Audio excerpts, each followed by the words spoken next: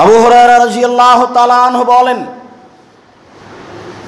নোমান ইবনে বাশির রাদিয়াল্লাহু তাআলা আনহু বলেন, রাসূল সাল্লাল্লাহু আলাইহি ওয়াসাল্লাম বলেছেন, আল হালালু বাইয়িন, হালাল হচ্ছে স্পষ্ট, অল হারামু বাইয়িন, হারাম হচ্ছে স্পষ্ট, ও বাইনাহুমা মুস্তাবিহাতুন, এই দুইটার মধ্যে একটা সন্দেহযুক্ত জিনিস রয়েছে।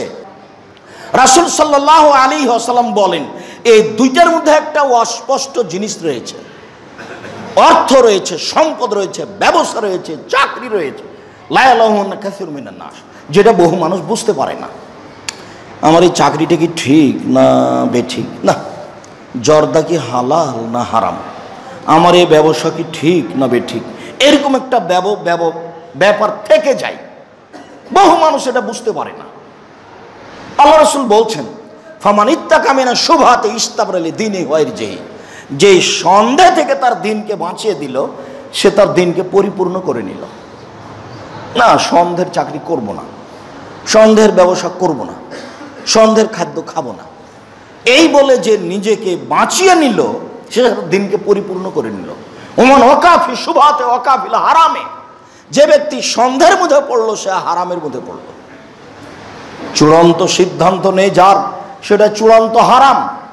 চূড়ান্ত সিদ্ধান্ত নেই যার, সেটা চূড়ান্ত হারাম।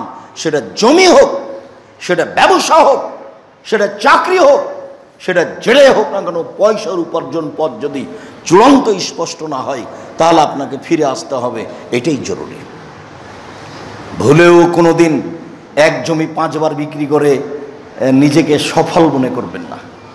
ক্ষমতা কিন্তু চিরদিন থাকবে না।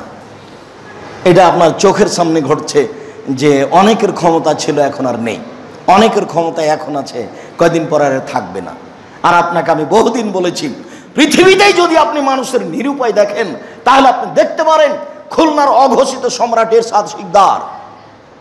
মানুষের উপরে পৃথিবীতে যে নিরুপায় নেমে আসে তার জাজল্য প্রমাণ আপনি দেখতে পারেন। ইরাকের প্রেসিডেন্ট, ক্ষমতাধর প্রেসিডেন্ট সাদ্দাম হোসেন, যিনি রাতে রাতে গোটা একটা দেশ দখল করতে পারেন। যদি আপনি মানুষকে পৃথিবীতে নিরুপায় অবস্থায় দেখেন, তাহলে আপনি দেখতে পারেন অতএব নিরুপায় অবস্থা দুনিয়াতে নেমে আসতে পারে, কবর তো আছেই, কিয়ামতের মাঠ তো আছেই। কাজে কোনো সময় ক্ষমতা দেখিয়ে, শক্তি দেখিয়ে, বল প্রয়োগ করে কোনো জিনিস উপার্জন করার চেষ্টা করবেন না। খুব বিবেচনা, বিবেককে বলবেন এটা ঠিক না বেঠিক, এটা ঠিক না বেঠিক, তারপরে কাজ করবেন। রাসূল সাল্লাল্লাহু আলাইহি সাল্লাম বলেন, শোনো, আলা লিকুল্লি মালিকিন হেমা ওয়া হেমাল্লাহি আলাম মাহারিমাহু, প্রত্যেকটা বাদশার সীমারেখা রয়েছে। আল্লাহর সীমারেখা হলো হালাল এবং হারাম। বাংলাদেশ শেষ হলে ভারত শুরু হয়, ভারত শেষ হলে বাংলাদেশ শুরু হয়। তার মানে সীমারেখা আছে। হালাল শেষ হলে হারাম শুরু হয়, হালাল শেষ হলে হারাম শুরু হয়, হারাম শেষ হলে হালাল শুরু হয়। সন্দেহের মধ্যে বেঁচে থাকতে হবে, সন্দেহের ব্যাপারে বেঁচে থাকতে হবে। কার রাই একটা রাখালের মতো, ইয়ারা হালাল হেমা, যে লোক রাখালটি আইলে গরু চড়াচ্ছে, ইউসেক সম্ভাবনা রয়েছে গরুতে ধানে মুখ দিতে পারে। ওই রাখাল আইলে গরু নিয়ে যেতে পারবে না। আইল বুঝেন কি না? দুই দিকে ধান গাছ, মধ্যে কিছু আইল ফাঁকা আছে, ওতে ঘাস লেগে আছে। আল্লাহ রাসূল বলছেন, তুমি এখানে গরু চড়ায়ও না। মনে হচ্ছে পল্লীর মানুষ সব কিছু বুঝেন, বিবরণে বোঝা যাচ্ছে যে তুমি আইলে গরু চড়ায়ও না।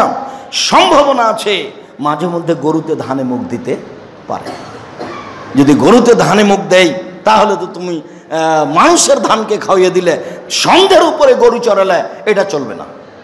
সন্দেহ যেখানে আছে তুমি সেখান থেকে দূরে থাকো, রাখালের মতো। রাখালকে যেমন সন্দেহের কারণে আইলে গরু চড়াতে নিষেধ করা হয়েছে। মনে রেখো,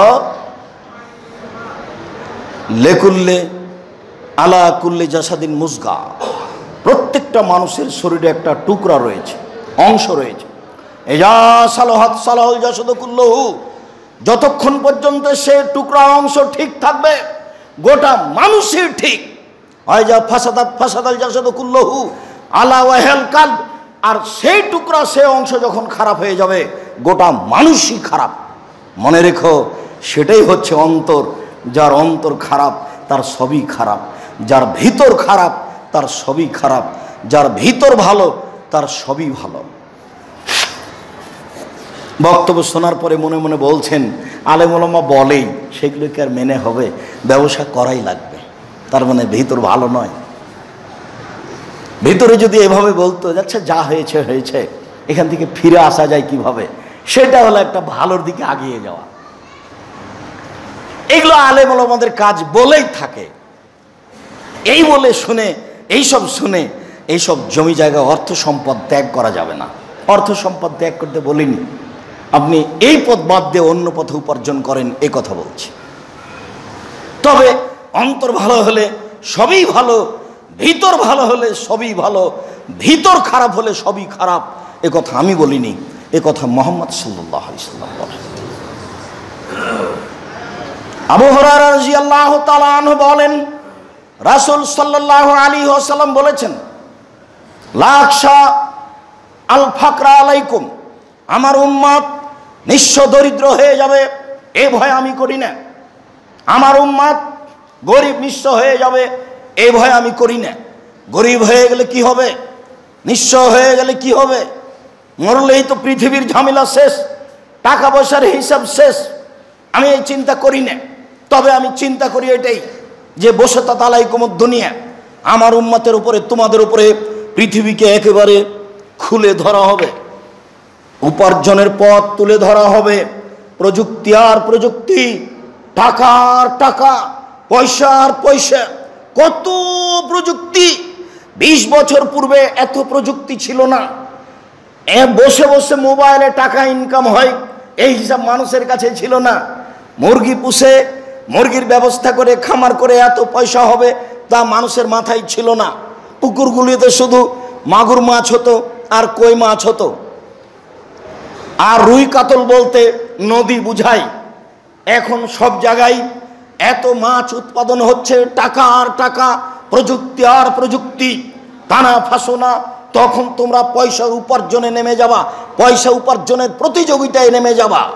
এটাই আমার ভয়, যে তোমরা শুধু ভাববা কেমনে পয়সা উপার্জন করা যায়, কেমনে বাড়ি গাড়ি করা যায়, এটাই তোমাদের চিন্তা চেতনা হবে। এই প্রতিযোগিতায় নেমে যাবা। যখন তোমরা এই প্রতিযোগিতায় নেমে যাবা তখন পৃথিবী তোমাদের ধ্বংস করে দিবে, এই উপার্জন পন্থা তোমাদেরকে ধ্বংস করে দিবে, পূর্বের লোককে যেমন ধ্বংস করে দিয়েছে। এইটা আমাদের ভয়, এইটা আমার ভয়। বুখারী মুসলিম। পয়সা উপার্জন করবে বিবেচনা ছাড়াই, তখন পরকাল হারিয়ে যাবে, এইটা আমার আশঙ্কা, এইটা আমার ভয়। তাহলে পয়সার ভয় রাসূল সাল্লাল্লাহু আলাইহি ওয়াসাল্লাম বেশি করেন।